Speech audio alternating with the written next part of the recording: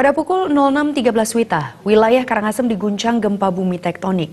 Hasil analisis BMKG menunjukkan gempa bumi tersebut berkekuatan 3,4 skala Richter.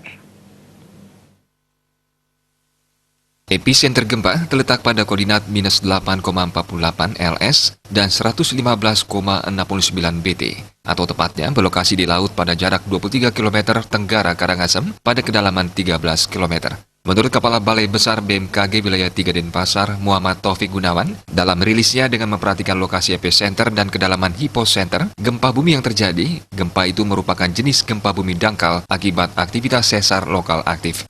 Dampak gempa bumi berdasarkan laporan masyarakat berupa guncangan yang dirasakan di wilayah Karangasem 2 hingga 3 mmi. Getaran dirasakan oleh beberapa orang, benda-benda ringan yang digantung bergoyang, hasil permodelan menunjukkan bahwa gempa bumi ini tidak berpotensi tsunami. Ia juga menyebut tidak terjadi gempa bumi susulan. Hingga pukul 7:18 WITA, hasil monitoring BMKG belum menunjukkan adanya aktivitas gempa bumi susulan. Tim Liputan Bali TV.